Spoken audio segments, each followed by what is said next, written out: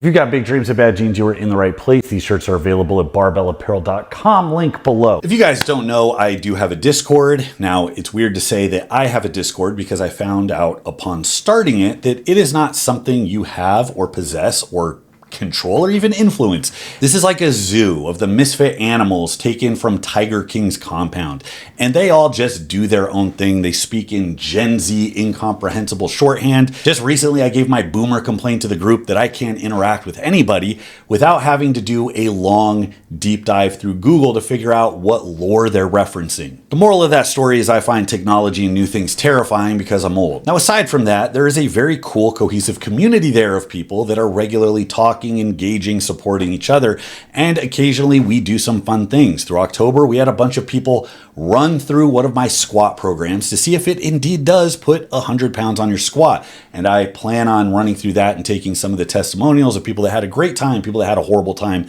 in going through it. But in the meantime, somebody had a great idea from the Discord that I pick apart user programs, give my 2 cents on it, and that is what I am doing today. Now, I am doing this off the cuff. None of this is scripted. I haven't even looked at these. I'm going to go down one by one, give you the rundown of how it looks at first glance, talk about what I like, talk about what I don't like, and I don't even have a grading scale. It's going to be somewhere along the line of this is a really good, well thought out thing that you might want to consider doing, or this is fucking stupid. Who thought this was a great idea? All right, so number one, Khan, let's say that's right. I'm going to go with that. Hey, saw on Discord you've been looking at these. Hope it's not too late. I was untrained for 5 years. I've been back at the gym and I'm now at 62.5 kilogram overhead press, 90 kilogram bench, 180 kilogram deadlift, 130 kilogram squat, down 7 kilograms. This is all gobbledygook. I don't know what I'm even looking at. Why aren't these in freedom units? Why do you hate freedom? So I'm going to ballpark this. I know these are not going to be precise, but this is how my American centric brain works. 368, 396. At least you didn't put height in metric units. Okay, so we're off to a good start. So it looks like about a 135 overhead, a 198 bench press, a 396 deadlift, and a 286 squat. He's down 15 pounds from 258. At 5'11", while eating 1,000 calorie deficit. It's a big deficit. And he wedged an arm routine in here as well. So let's see what we got. So it looks like we're on a 4-day split. We've got overhead press day, deadlift day, bench day, and squat day. So we're on a basic 4-day split, 1 day each for the main lift, squat, bench, deadlift, overhead. And it looks like he's using 5-3-1 with pyramid AMRAPs. So already what we're looking at here is just kind of a derivative of a common program. It's not an entirely new thing. And I actually find that really refreshing to see when you have lifters who are putting their own stuff together and a certain amount of tweaking is warranted. You have to have experience like serving a program before you get to the point where you're justified in trying to like invent something from scratch. And just about nobody invents something from scratch and has it go really, really, really well. If anything, it's a really long, arduous lesson in what not to do. So 5-3-1 is a great base. It's a simple program. It's an easy to follow progression. I'm not sure exactly what the pyramid AMRAPs are. I'm sure that's something from the 5-3-1 verse. I don't know if that's hitting the top set of the 5-3-1 progression and then doing AMRAPs on the way down, pyramiding down. I don't know if that's on the way up. But it looks like there's something else on top of that single AMRAP that's adding some volume. And then he goes into accessory work. So on overhead press day, looks like you got close grip bench for 4 sets of 8 to 12. You go into front squats and good mornings for 4 working sets on lower body day. For benching, you're following it up with rows, dumbbell presses, and then more good mornings. I like that. More good mornings and trap bar deads on squat day. And then in the logical progression, the work just gets smaller. You're down to curls, tricep work, barbell curls. So a lot of arm work in here. And he's even got a progression laid out. So he adds a set amount of weight when he reaches 12 reps. That's a double progression. You do the weight until you hit the prescribed number of sets and reps. It forces you to work as hard as possible every workout. And then it has that progressive overload element on top of it. And that's a really good way to handle your like secondary and tertiary movements because you're not going to have the predictability you have with the first main movement on the second and third ones when you're fatigued. I mean, depending on how hard you work, you might have a really ball-busting AMRAP dying for that PR on your first lift, and that might screw you for the stuff that comes after if you're trying to progress. You're not going to be able to progress on every lift at every time, so that flexibility is really good. And it looks like we have a good spread of back work, of arm work. This is a pretty well-rounded setup. Now also notice the way he planned the accessory work. This is a blended approach. So overhead day isn't all overhead things. He overheads, but then he goes into a bench accessory. On bench day, he does seated dumbbell presses as a shoulder accessory. Deadlifts go to front squats. Squats go to good mornings and trap bar deads. Now, one of the things that stands out is the amount of deadlift work here. Good mornings, trap bar deads. Then you have deadlifts with good mornings. So that's 4 compound heavy barbell hip extension exercises. Where squatting, you have front squats and then squatting on your main day. And front squats are a great developmental exercise, but they're not as heavy. So you really have squats as your heavy lift and then a much lighter accessory exercise in the form of front squats. So I might tell this individual, given the gap between their deadlift and their squat, they're about 100 pounds up on their deadlift, that maybe cool it a little bit on the deadlift work and see if you can fit in some more back squatting in order to close that gap. And at this level of strength, putting substantial poundages on your squat is going to directly carry over to your deadlift. People that squat 286 when they squat 350, their deadlift doesn't stay the same. That's when you get into more advanced territory. So all in all, I really like this split. I mean, there's ample arm work. It looks like that's a focus for him. Evident by the fact that he added this barbell curl focus with his own progression for these. So 3 days a week, it looks like he's doing curls. Barbell curls, easy preacher curls, incline hammer curls. A good mix of bicep work. You don't have to overthink your arm development. It really is a matter of finding something that works the arm. Pretty easy to do, pretty low-tech movement going on there. And then you find adequate rep range, a progression. You aim to add more volume over time, just like everything else. So the fact that there's a variety, these are all good exercises. I think this is perfectly fine. I'm not going to do the, oh, well, you know, if you do your lengthened cable behind the back for optimal stretching, you're going to get, no, you find some good exercises. These are good rep rate, 8 to 12, 15 to 20, 10 to 12. I like that there's a range. I like that some of it has really high rep. You get some metabolic fatigue, drive some blood in the arm. You get a good pumping effect.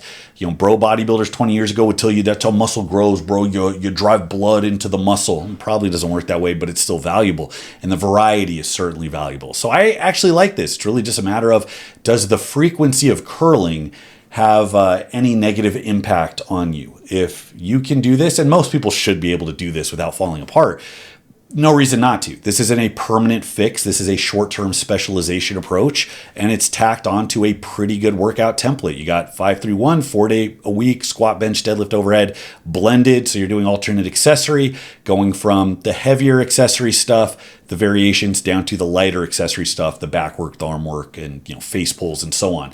So I like it.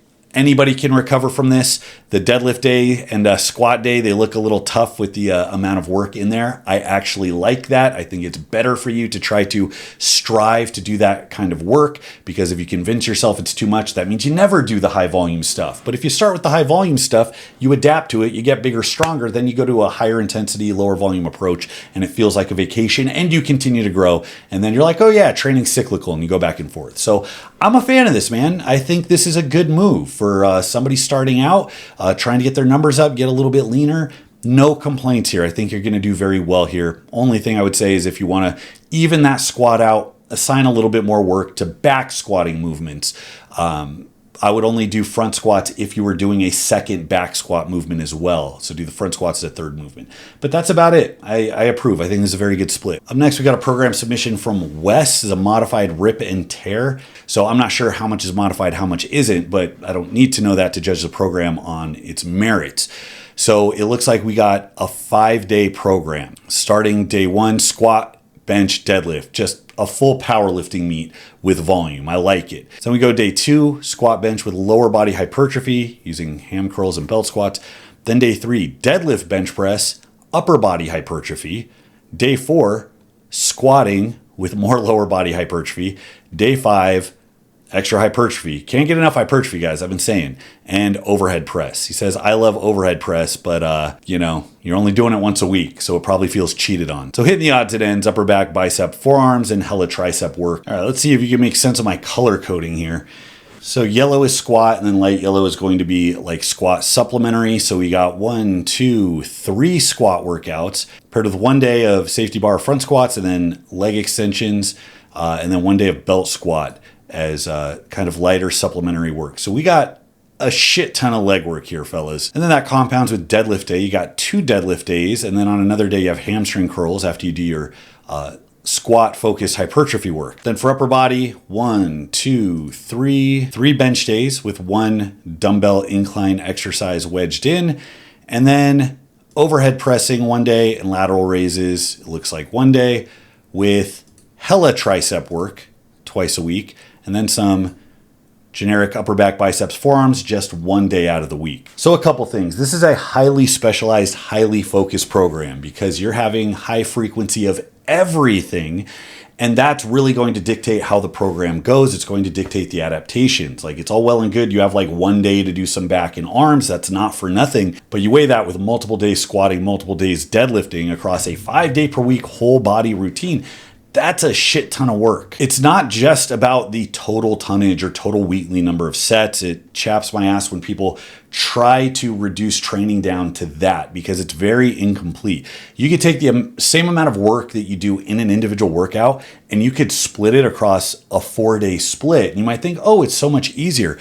But what many people find is that the fatigue from even doing less work makes each subsequent day that much harder. Maybe your joints don't feel that great. Maybe mentally you're not quite recovered. And then when you're doing those touches routinely, it's a hard thing to adapt to frequency, and not everybody falls into it the exact same way. Let's just add up the number of sets from week 1. So not counting isolation movements, all the compound movements, you have 12 sets of squats, 11 sets of bench presses, 4 sets of deadlifts, and 3 sets of overhead press. So this is obviously a squat focused program. And if that's what you're trying to do, if you're like, hey, everything else is great, but I just want to blow up my squat, this makes sense. If this is more of a kind of well-rounded approach to getting bigger and stronger, it's going to be lacking a little bit because you have so many of your eggs in the squat basket. You actually have less bench pressing than squatting. And I'm being generous here. I'm counting the dumbbell incline presses. And then you only have 3 sets of overhead press, which is fine. You know, you don't have to focus on everything evenly. Here, overhead press is being de-emphasized, not because it's a recovery suck, it's just taking a back seat.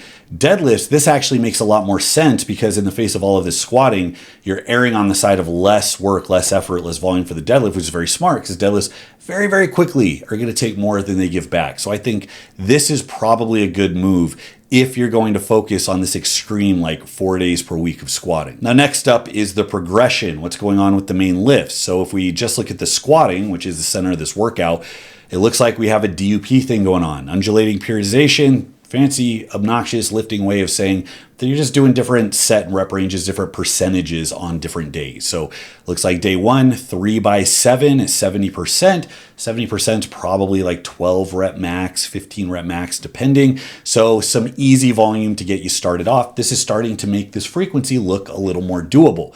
Then you go down next day, 3 by 6. Now you're at 77.5%. That's going to be a little bit harder. I want to say 80% for most people is going to be 6 to 8 rep max. So we're working a little bit more there. Then you go down to the next day, 3 by 5 at 70%. So fewer reps at the same percentage as day 1. So it's kind of a recovery day. And then the safety bar and front squat, they have an AMRAP at the end. So you actually do get some effort in there.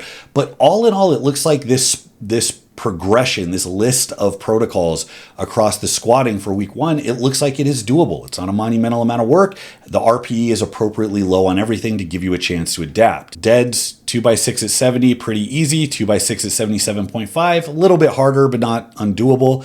And then that takes care of just about all of your lower body work. Now, here's where I would be a little bit critical because you have the same set and rep progressions for similar frequency with benching as squatting. Now, these are 2 different animals. And when you're starting to run frequency high to where you have to do that thing where you're working outside of normal like RPE, RIR ranges, because you're not going to be doing RIR 3 or 4 if you're squatting 4 days plus per week with repeating sets at multiple reps. It's just not tenable. However, with benching, with pressing, it really is. And in fact, it might be necessary if you want to grow. So given the fact that it's the same amount of work for benching, which is a much shorter range of motion, much smaller muscles being used, typically recover a lot faster. You don't get the same systemic beat down. I would say that the bench work has to come up. And the only caveat to that would be if you're fine with your bench and you really just want to do this to overhaul your squat. If you did want to boost up the bench work here, I would say either add a set to everything or increase the percentage by like 4 or 5%. And in the face of a high frequency program like this that does focus so much on the main compound movements while trying to wedge in accessory, it's completely fine that you're just paying lip service to back, buys, and forearms on one day. As a specialization program, this flies. Just remember, for long-term consistent growth, you might need to have blocks where you spend more time on this stuff and vice versa. Now, the rate of progression going from week 1 to week 2, let's just pick one progression and track it. 3x7 is 70%. Again, 12 to 15 rep max, that's pretty easy. 3x5 is 72.5%, very easy.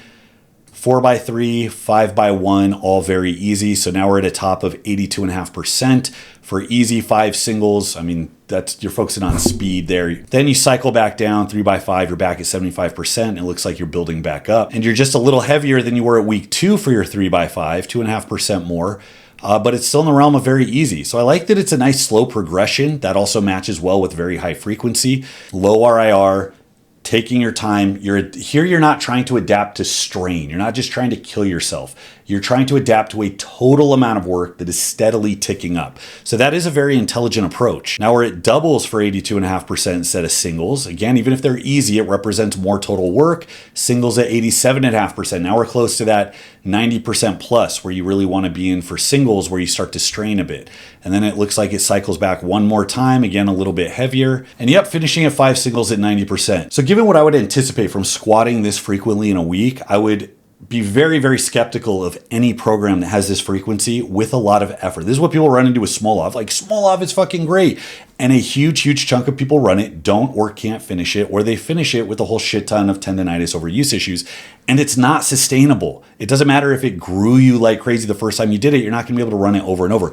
This is a sustainable approach to frequency. This is something that you could run long-term, and it gives you insight as to what actually makes you stronger. Yes, strain, metabolic fatigue, tension, whatever hypertrophy terminology you want to throw around, absolutely does make you strong, and effort makes you strong. But that's not sustainable if you're wanting to focus on skill and if you're wanting to do a shit ton of work. So this shows that, yeah, you can get way out of those high RPE type sets and do very, very well, because we're not looking at effort, we're not looking at strain, we're looking at the total amount of work. This is your baseline.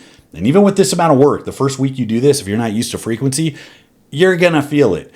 And you're allowing yourself to adjust slowly as the weight steadily ticks up, almost sneakily, almost to where you don't anticipate it. This reminds me very much of what a Sheiko program would look like, although the reps are higher here. Sheiko stuff is very low rep. It's Olympic lifting applied to powerlifting. So that's that Eastern style of powerlifting, the specific style of powerlifting, where it's more about skill acquisition by virtue of doing just a lot of practice touches. They look at a set like skill acquisition, not like a bodybuilder would. And that's a very key difference. Now I'm interested in what the second progression does, because this looks like it starts out a bit heavier. So we go from 3x6 to 4x4 plus. Oh, we got an AMRAP in here. Okay, so day 2 is where you feel the strain and you start setting PRs. Week 3 are 5 doubles at 85%. Okay, so that's some work. And then finishing at maybe 5 or 6 reps on the last one. Week 4, 1 AMRAP. And then it looks like you cycle back. 3x5, 4x3, 4x1. AMRAPs at the end, 80, 82.5, 87.5%. Up 1x1 plus at question mark. And this makes more sense as to why day 3, going back day 3 of squatting, is going to merit that very easy workout. 3x5 at 70%, that's nothing. That's a warm-up. That's 3 sets of 5 with what you can do 12 to 15 times. That's blood flow, greasing the groove. Again, more skill acquisition, but the volume is still relevant. It's not no stimulus when paired to all of these other days and to the accessory work. Deads, 2x6 at 70, 2x6 at 77.5. So let's see if those run parallel to each other. So then you're at 2x4, pretty easy. Then 3x4 plus 80% with an AMRAP. All right, so the deads actually get a little aggro too as we go on. Now this would be interesting to see how you feel by week 4, where you only have these individual AMRAPs, so volume does drop, but now you're pushing effort on multiple exercises. So there's kind of a wave thing going on, you can see, with the volume ticking up and back, and it doesn't exactly coincide with what's going on. That's another Eastern trick, is wavy periodization. It's not a clean, just volume goes down, intensity goes up. That's kind of a childish, oversimplified Western periodized type of thing. It works, but we're like the slow kids in the class when the Eastern programmers look at what we do. They're doing some next level shit. They're decoupling volume and intensity, and you don't know what the fuck you're looking at, but it works very well. So all in all, I didn't think I would say this. I like this framework. I like the way it's put together. My only complaint here would be that if you want well-rounded development, there has to be more work given to benching. I mean, there's specifically less benching than squatting. And even in my programs, I'll have squatting, benching, deadlifting. They all will have a similar amount of work prescribed. And that's kind of the base well-rounded approach. And people have even made the argument, hey, you can handle more with benching, and you can. But if the backbone of my programs are starting out with a lot of hard volume and a lot of AMRAPs, this has a lot more variation. So like the recovery is going to be a bit different. These are tactics I don't usually use that often in my programming. And all of this warrants more work for the upper body. But again, as a squat specialization program, if that's your main focus, I'm not mad at it. So I think this is pretty good. You ever find yourself confused by the complexity of programming? I know I struggled like crazy in my early strongman career. There was just too much advice, and every decision I made felt like a guess. As soon as I hit a snag in any program, I would have no idea what to do, so I would inevitably bail. It took me years of training and coaching to figure out how to predictably increase muscle and strength, both in myself and others. And those lessons took me to my own showings in World's Strongest Man, America's Strongest Man, and the Arnold in the 231-pound weight class. This is why we made Base Strength AI, to give clear, direct, and personalized instruction right in the middle of your workout in real time. Base Strength AI features 3 programs: Block, 70s Powerlifter, and Bull Mastiff, each one inspired by the work ethic and programming of the biggest and strongest bodybuilders, powerlifters, and strongmen throughout history. These templates originated in my book Base Strength, and they can be ran as is, but with Base Strength AI, weight and volume are prescribed to you on your specific feedback, and that's personalization that even an online coach can't replicate. This gives you the absolute certainty that every rep is meaningful, that every block of training is getting you closer to your goals. It's my programming, but it's your program. Get the heart of old school training with the intelligence of a coach right in your back pocket. Head now to basestrength.com. All right, third and last one, we're going to Boyd's program. 5-day, man, I love the frequency. I love the amount of work you guys are trying to wedge in. All right, so compared to the last one, we have much less focus on main barbell movements than accessories. So it looks like we're deadlifting 3 times per week. It is Dead March's deadlift program, which tracks, that makes sense. Squatting twice per week, and then overhead and bench each twice per week. Now what I like is that even though there's only 4 pressing exercises to overhead to bench, there is ample amount of upper body work, which I would say for many people is about as valuable as high frequency or doing a lot of work on the main pressing stuff. I feel like a lot of people want to specialize in pressing. They get the wisdom, bench more to bench more. And there's some truth to that. But benching by itself doesn't develop your upper body to the degree that a well-rounded like bodybuilding type approach will. And that becomes kryptonite for a lot of people that bitch that they can't grow their upper body.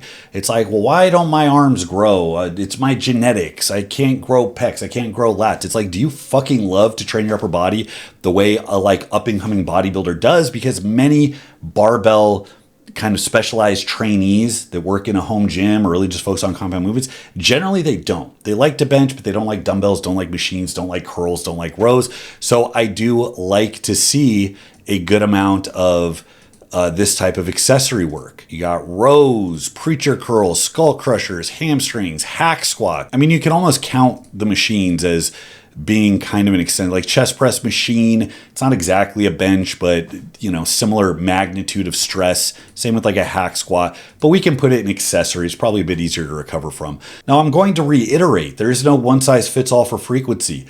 I can estimate if the average person is going to be able to handle this, but some people, if they do the same movement, no matter how light, if they do it repeatedly throughout the week, they tend to fall apart a little bit quicker. Some people, it's their shoulders. Some people, it's their hips, knees, low back, whatever. It's not so much that you're deadlifting 3 times per week. It's that you're squatting on the alternate days. So essentially every day, your lower body is taking a beating from something. So the big predictor is going to be how aggressive is the progression. So if we're just looking at lower body stuff for week 1, the deadlifts, you have a 3x5 at 80%. 80%, that depends on the person so much.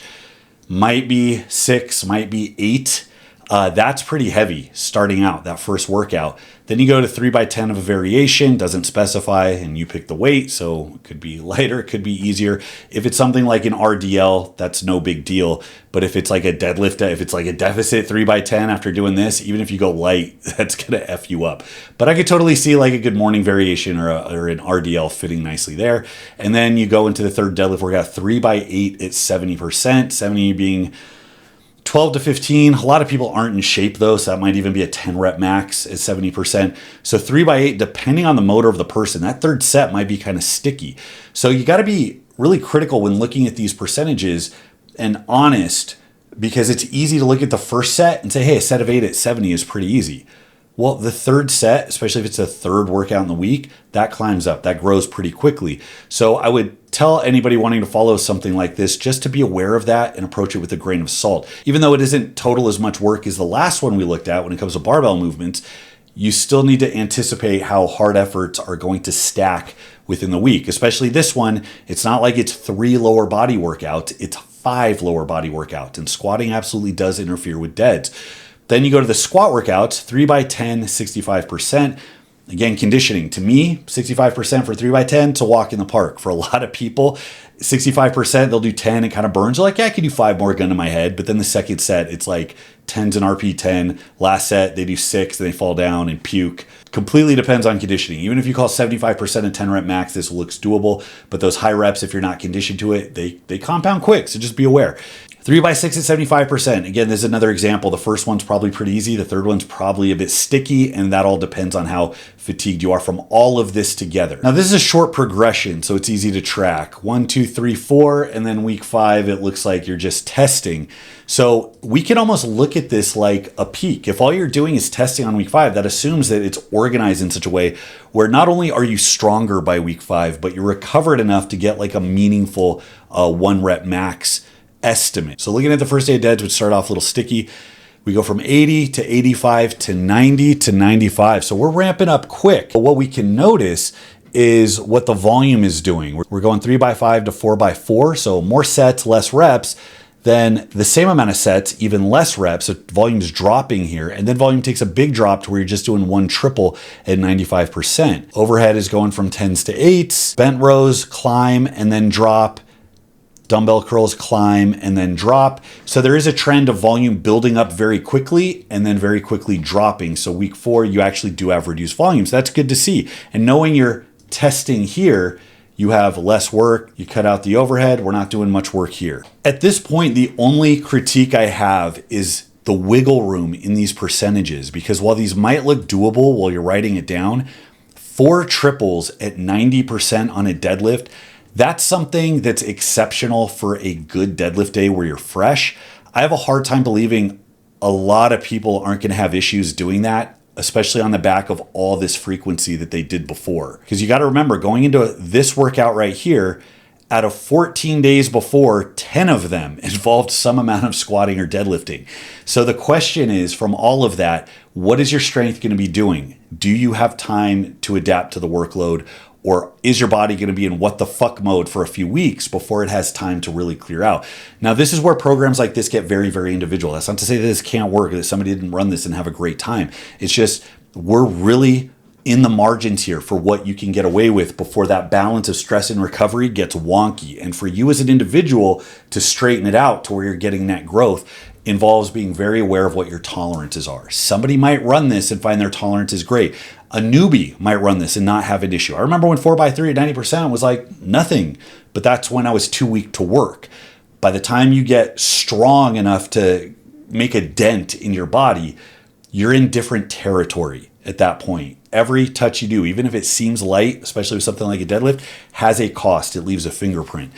I would feel much more comfortable recommending this to a broader audience if there were just more caveats put in or some type of flow chart for how to estimate appropriate percentages, because these do seem on the high end, where I do think anybody who has deadlift recovery issues or anybody who isn't really kind of a newer lifter might find themselves in hot water. They might find themselves 95% for a triple. That basically guarantees you got stronger. Like, you can't hit that unless not only are you stronger, but reasonably recovered. Go to the day 2, squatting. 3 by 10, pretty easy. 4 by 8, a little harder. 3 by 8 is 75%. That's hard. That's hard even when you're fresh. And then you pull the squatting out. Now that's a good move going into testing because squatting is not primary here. And it looks like day 3 gets taken out completely going into the testing. So even if this first 4 weeks of work up here is a little sticky, there are active recovery measures going on into weeks 4 and 5 for the testing. So I am a fan of that. Then day 4, squatting, 75, 80, 85, and then up to, again, a triple at 95%, which that's it. Week 4, you're strong and you're hitting something that you couldn't have done fresh in week 1. And it looks similar for the overhead, similar for the bench press. So pros and cons. I like that it knows what it is. It's a deadlift program. It has 3 deadlift days to 2 squat days. Again, these higher frequency programs, if they're going to be aggressive with the progression, then it has to lean on what the individual's tolerances are. Ways you could tweak this. I myself would not venture to do lower body 5 days a week, but I know myself. I know what that would do to me. I could potentially do this if I did 3 lower body days per week and I just did the deadlifting and squatting on the same day. Knowing it's a deadlift program, I probably wouldn't progress the squat to a top triple. This right here, followed by a test. Sorry, let me scroll down. Day 4 squatting, this right here, 1 set of 3 at 95%, followed by a test, that implies that squatting is being taken about as seriously. It's on the same trajectory. It just doesn't feature as much work. So having this as a deadlift specialist program, for my own tolerances, I'd probably do it 3 lower body days out of the week, and I'd probably change the squat progression so that it wasn't on track for a new PR. The thing about a specialist program is it's implied that the amount of work is giving you some extra boost. So it doesn't make sense to try to peak everything. If you're trying to peak 4 different exercises to a 1 rep max, then it stands to reason that they should be getting a comparable amount of lip service, but they're not. The upper body stuff doesn't matter so much. Obviously, you're doing less pressing than squatting and deadlifting. You're getting a lot of upper body volume, which I like, and all the pressing shouldn't detract from the deadlifting really too much. It's kind of hard to get your upper body work to interfere. If anything, the 5 days a week of lower body stuff might be making a dent on your bench. The spread of deadlift work, I like that it's varied. That's a big one. You got a variation. Again, I'm hoping good morning or RDL, which will be very nice recovery while getting some good developmental work. I like the DUP approach using different percentages. 3 by 8 at 70 here versus 3 by 5 at 80%. You're allowing some recovery by working in different thresholds and have different amounts of difficulty, but the trend is upward. For a short 5-week peak designed to just slap some meat on your deadlift by going through some fire and brimstone, the only thing I would tell you is to just watch out the 5 days of lower body work. And I would tell you to be a little more mindful of the progression. I would have these percentages. I would hesitate to have these on a 1 day per week program. Now that's a simple workaround. All you have to do is punch in a range and leave some decision making on the person doing it to know how they feel that day. So that, hey, if you can go from 3 by 5 at 80, and next week if you go 4 by 4 at, let's say, 80 to 85. Let's have a rule for if you feel good and you want to take it, and let's have a rule for if you're beat up from the frequency and you need the work down. Here's what's working against programs like this is you have the linear periodization feature where you're building up in a logical fashion, 80 to 85 to 90, and work is going up, volume tracked up in this time. And then it comes back down as you get ready for this peak. But everything's moving up linearly, adding weight up to a 1 rep max.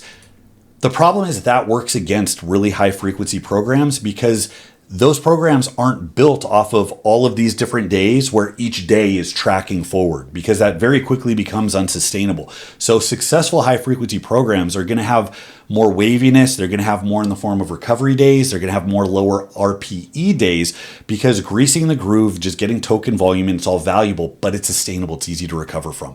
So that is the only real, I wouldn't even call it a complaint. It just depends on the tolerances of the individual. I would be wary of doing a high frequency program that pushes everything forward linearly. And I'd especially be a little bit wary of doing it at these percentages. Hey, I'd be eager to hear from anybody that ran this or something like this that recognizes the name. Did you run it? Did it chew you up? What was your experience? I'd be very interested to know. So if you have experience with this, let me know. So there you go. We got 3 very different programs from Discord members. All of them have their specific goal that they're trying to solve. You had a very simple take on 531, which is very accessible, low tech, kind of hard to F up, with somebody tweaking it to get bigger arms. One of the easiest things to do. No rule that you can't take starting strength and just add curls at the end, right? Then you have some more elaborate stuff, the high frequency stuff. It's popular, it's in vogue. The Problem just comes with trying to balance the quick compounding of fatigue that occurs with very high frequency squatting and deadlifting with an appropriate progression that doesn't burn you out. And that's where you have to deal with things besides just adding weight as a means of growing and just working very hard for a lot of sets as a means of growing. And getting that to balance out, it's tricky, it's not easy. And that's one of the reasons that I bias towards 1 and 2 times per week splits, because they're just easier to recommend for a wide variety of people. Frequency is a very powerful tool, but a little bit more tweaking required, and it's much, much more personalized. It has to be if you want it to be successful. So that's my take on these programs. I want to thank my Discord members for submitting these. It was really enjoyable to look over and see what some people were putting together. And I would like anybody who's had any experience with these types of programs to leave a comment below. If you've got something that you want me to review, drop it in my Discord, send it to my email, bromley@empire-barbell.com. Thanks so much for watching, guys. Till next time, this is Bromley. I'll see you.